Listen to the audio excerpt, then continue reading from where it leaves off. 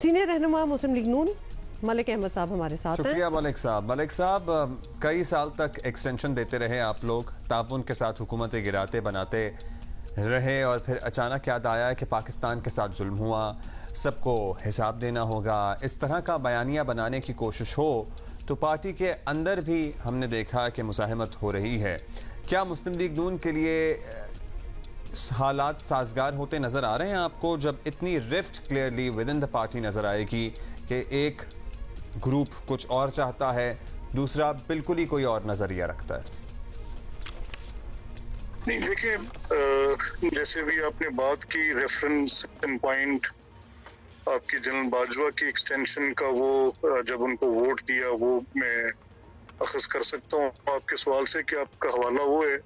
लेकिन आप खुद तसव्वुर करें कि सुप्रीम कोर्ट फैसला करती है कि मामला पार्लियामेंट में जाए और पार्लियामेंट में वोट अपॉन करें कि whether chief of army staff यानी जो आर्म फोर्सेस के बड़ी अफवाज के सरबराह हैं, उनको वोट के जरिए से एक्सटेंशन दें। अब अगर एक political party, any political party, let it be an A party, वो वोट दे कि आप इनको एक्सटेंशन दे दें, और B party, that may be any political party, और वो वोट दे कि आप इनको एक्सटेंशन ना दें, तो तसव्वुर करें कि वो आर्म्ड फोर्सेस के सरबराह फिर कैसे होंगे। क्या इतना पोलराइज्ड कमांड स्ट्रक्चर अफवाज पाकिस्तान के मोराल को रख सकेगा? क्या ये सूटेबल था? तो मियाँ साहब का ये फैसला जो था, ये वक्त के मुताबिक अपनी दानिस्त में इस एक बहुत बड़ी अनामली जो कि मुकम्मल तबाही का बाइस बनती, तो मैं समझता हूँ उनका फैसला काबिल इस्ताइश। अच्छा, ये भी बता दीजिएगा कि अगर ये इशू इतना वाजे है तो वाजे मतलब इतना हो क्यों नहीं रहा? ये लंदन में सब मिल बैठने की इनकी वजह क्या है? जो बातें फ़ोनों पे नहीं हो सकती, they have to sit together and talk about it.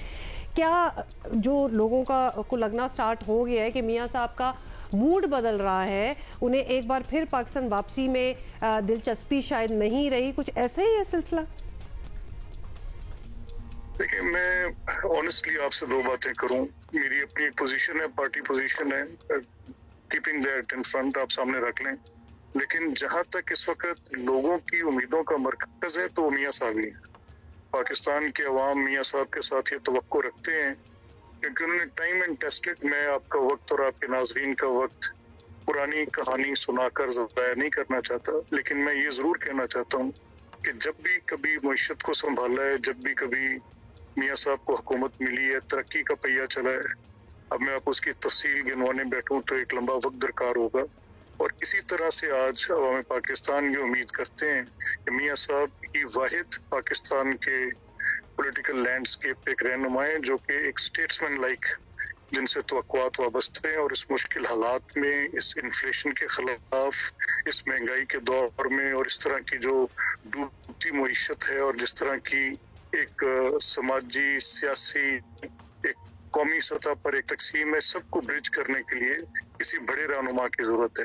और मुझे ये बड़ी तवक्को है इंशाअल्लाह अजीज मियाँ साहब की वापसी के साथ हमारे ये मकासद पूरे होंगे इंशाअल्लाह। अच्छा मलिक साहब, मुस्लिम लीग नून जिस इलेक्शन की तैयारी कर रही है, जिसमें फतह यकीनी समझती है, उसका शफाफ और मुनसिफाना होना भी ज़रूरी है, ज़ाहिर है, वरना जो भी हुकूमत आएगी दूसरी जमातें धांधली का ताना पहले दिन से ही देंगी और फिर ऐसे में मज़ा नहीं आता, मज़ा किरकिरा हो जाता है।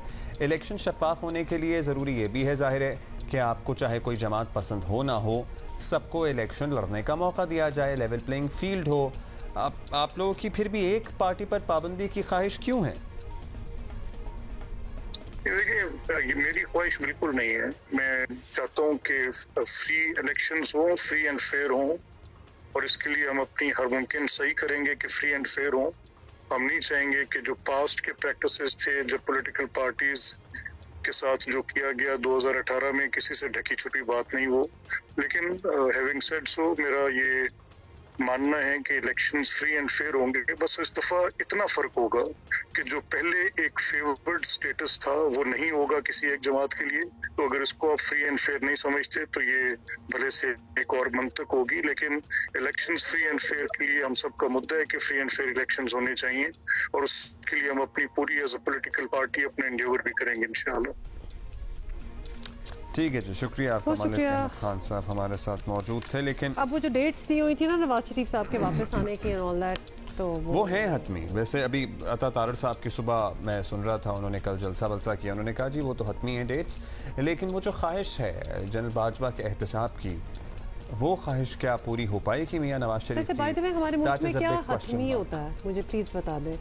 Things change in the blink of an eye. और ये ख्वाहिश भी आपके ख्याल में तब्दील हो सकती है? कुछ भी, एनीथिंग इज पॉसिबल। आपको क्या लगता है ये मीटिंग हो क्यों रही है? हाँ, ये सारे क्यों दौड़ दौड़ के भागे भागे वापस गए हैं? तो क्या हतमी को हम इसमें करें? दूसरा ये कुछ तासुर है ना, बी एट PMLN और पीपल्स पार्टी और एनी अदर पॉलिटिकल पार्टी, जब बहुत सरगोशियाँ होना स्टार्ट हो जाती है ना, तो आवाम को ये सेंस होती है, खासतौर पे हालात इतने बुरे हों तो उनको ये लगता है कि बातें फिर भी हमारे बारे में नहीं हो रही।